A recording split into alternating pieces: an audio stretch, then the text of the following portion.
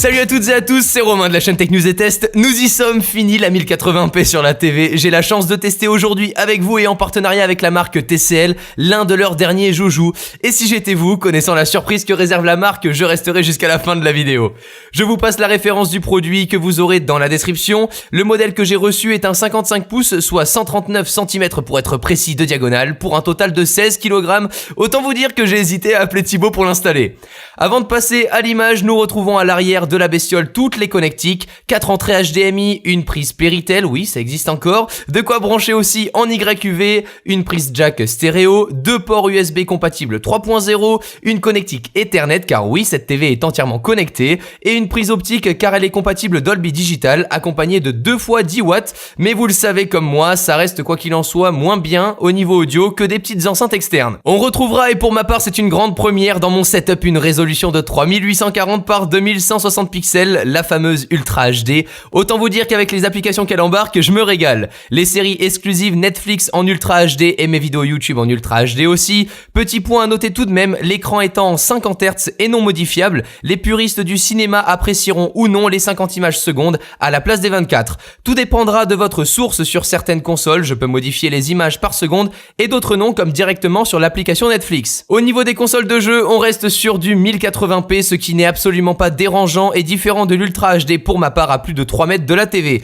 Après, on n'est pas sur un écran gamer, donc la latence est là, mais le mode jeu permet, en dégradant un peu la qualité certes de l'image, d'améliorer tout ça quand même. Un mode sport est aussi présent dans la série des télé TCL Citylines. Ce que j'aperçois au niveau du changement, c'est bien évidemment les couleurs qui sont plus saturées et donc plus vives. Agréable, je l'avoue, pour les soirées foot. Un mode économie d'énergie est aussi là comme d'habitude pour éteindre la télé automatiquement. Bref, pas mal voire énormément de fonctions à bidouiller dans les menus. La marque a aussi pas mal travaillé sur l'écran anti-reflet. Au niveau des couleurs, les noirs sont très corrects. Ne vous attendez pas à une équivalence à une TV HDR OLED évidemment. Là, nous sommes sur une dalle LCD avec rétroéclairage LED, mais je n'ai vraiment rien eu à dire du côté de l'image. Elle est toute connectée, comme je le disais, grâce au menu Smart TV à Internet avec du Wi-Fi direct ou par câble, mais aussi en Bluetooth. On pourra partager par exemple l'écran de son téléphone directement dessus, accéder à Internet, YouTube, Netflix du coup, avec même un bouton directement sur la télécommande complète, car la télécommande simplifiée servira plus pour éviter que les grands-parents se perdent. On aura même la norme DLNA pour détecter les fichiers partagés sur notre réseau Wi-Fi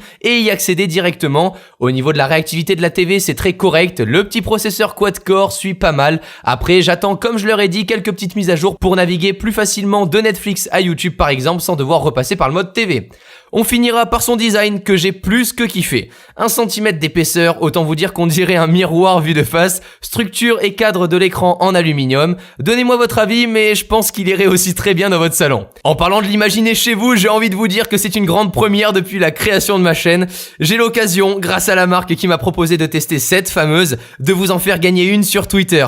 Je ne sais pas si vous réalisez le truc de dingue, je suis plus qu'excité de me dire qu'à l'approche des 300 000 technophiles sur la chaîne, un tel produit va débarquer chez l'un de vous. Pour participer, et j'ai forcé pour que ça soit le plus simple possible, vous n'avez qu'à me suivre sur Twitter. La création d'un compte est gratuite, puis il vous suffit de partager l'annonce du concours qui est en description sur votre propre profil.